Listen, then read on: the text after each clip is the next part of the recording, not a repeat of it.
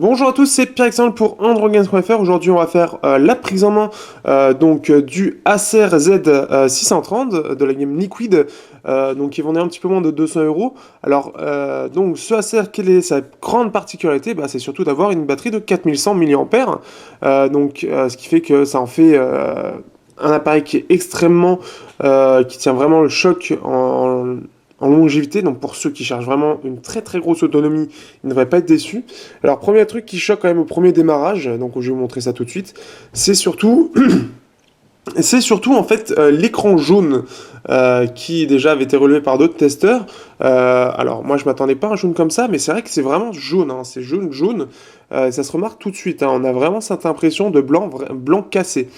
Donc ça casse un petit peu le trip. Des petits défauts que j'ai remarqué très vite, on peut voir qu'au niveau de la peine, en fait, alors je sais pas du tout si je vais arriver à le montrer. Alors, on va essayer de modifier. On peut voir en fait la peine, on peut voir les contours de l'appareil photo. Ça fait pas super bien, puisqu'on voit vraiment tout. Au lieu que ce soit un petit peu caché, là ils ont vraiment tout montré. On voit qu'il est un petit peu enfoncé, mais surtout on voit les contours en fait vraiment de la peine. Donc ça bon, c'est un truc tout con, mais c'est ce qui se voit.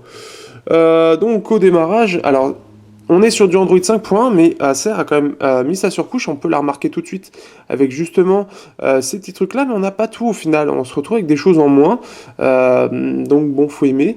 Après, on a l'avantage d'avoir, alors si j'arrive à trouver, est-ce que je vais pouvoir faire par là, jamais, parce qu'on a plusieurs choses qui sont sympas. On va aller sur Happy Geek. Par exemple, en fait, le gros avantage du Acer, en fait, c'est de pouvoir en fait ouvrir, par exemple, des choses. On s'en fout. Toc. Blablabla. Alors, ce que j'aurais bien montré, en fait, c'est qu'il a, par exemple, en fait, il y a beaucoup de choses. Si je veux bien, voilà. Donc, ouvrir avec navigateur flottant. Donc, c'est quelque chose qu'on peut quand même trouver sur le Play Store, mais là, ça y est de base, et donc on va avoir une petite app internet flottante qu'on va pouvoir déplacer ou même réduire. Donc ça, c'est le truc bien, bien sympa, c'est qu'on va pouvoir le réduire pour le ressortir plus tard.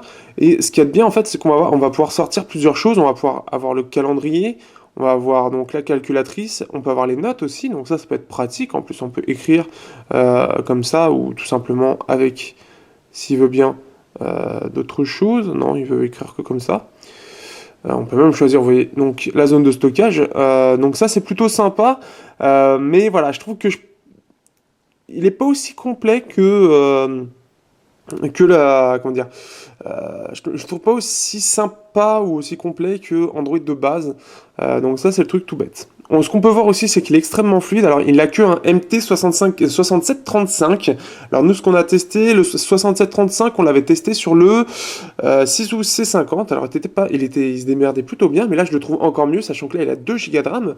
Et clairement, j'ai vraiment pas à me plaindre du processeur. On m'aurait dit que c'était autre chose, j'aurais pu le croire parce que il est vraiment fluide, sans souci. En plus de ça, Acer a fait quelque chose de plutôt sournois, on va dire, c'est que toutes les animations sont en 0,5 fois, ce qui fait que ça donne une impression de vitesse par rapport aux autres. Donc c'est un truc tout bête, mais ça peut se voir. Donc on peut voir, hein, il est plutôt rapide dans toutes les tâches et on peut vraiment pas le mettre en défaut. J'ai pas réussi du peu que j'ai fait, j'ai pas encore réussi à le mettre en défaut. Donc ça c'est plutôt cool. Il réagit vraiment sans souci à ça. Qu'est-ce que je peux vous montrer d'autre? Donc on a Acer Aide, donc là on a des petites choses supplémentaires, donc voilà, gestion de l'alimentation, donc on va avoir un mode économie d'énergie. Bon, là par contre ça c'est Android 5.1 qui met tout en rouge, donc ça c'est un petit peu, voilà, c'est un peu dommage d'avoir ça. Donc ça va stopper beaucoup de tout ce qui est notification. En fait, on va avoir plein de choses comme ça, Docteur System. Donc là, ça va être tout ce qui va être en fait optimisation, mémoire cache, etc. Donc quelque chose qui est assez classique maintenant, qu'on trouve un peu partout. C'est un peu à la manière d'un Clean Master pour ceux qui connaissent.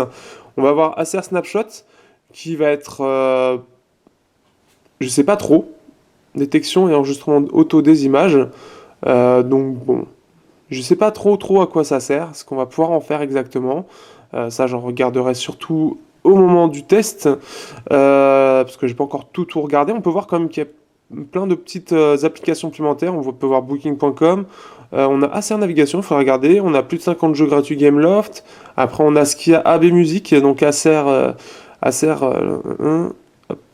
Donc là, en gros, ça va être de pouvoir utiliser dans le nuage, dans le cloud, et via son PC, en fait, c'est en fait son PC qui va servir de nuage pour lire des musiques. Comme vous voyez, fichiers, musique, photos. Donc ça peut être sympa pour certains qui veulent avoir son propre cloud personnel, bah, via le PC, vous pouvez faire ça. On a Kit Center aussi, j'ai pas encore regardé, qui permet, bon bah il faut le mettre à jour en plus de ça, mais en gros qui va permettre, je pense, une partie jeu en fait pour les enfants, donc ça c'est plutôt sympa d'intégrer ça. Euh, on va avoir Puffin Free, donc Puffin Brothers. Alors pourquoi ça y est en plus, sachant qu'on a déjà le truc de base, je sais pas trop, surtout que c'est pas mis en avant du tout. Plus rapide, hein, voilà. Donc on a Technology Cloud pour profiter, plaisir avec Flash, réseau Puffin, organisez-vous.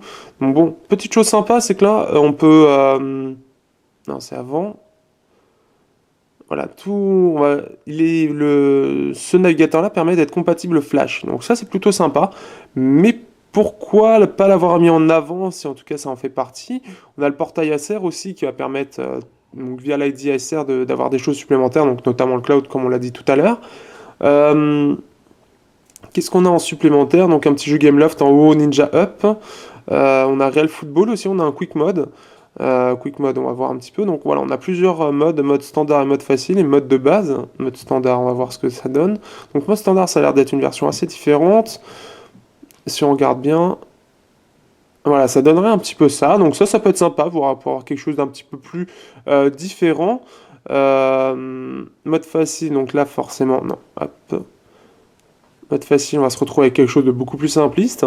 Bon, ça c'est quelque chose, c'est un mode. Alors, ce qui est sympa sur celui-là, sur ce Quick Mode, c'est qu'on a deux versions du Quick Mode. Alors, on va vérifier, on va regarder un petit peu ensemble ce que ça donne.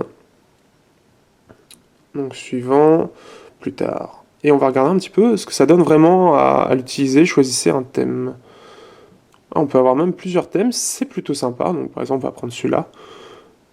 Et on va pouvoir avoir quelque chose d'assez simplifié. C'est clair qu'on est sur quelque chose de très simplifié même. Taille de police aussi, bon, pourquoi pas. Euh, Et après, on va voir la galerie. Hein, ça peut être sympa. Je trouve que ouais, ça change un petit peu de ce qu'on voit habituellement. Alors maintenant, il faut que je retrouve le Quick Mode. Quick Mode. euh. Alors forcément, là, il faut chercher installation bloquée. On s'en on s'en occupera plus tard.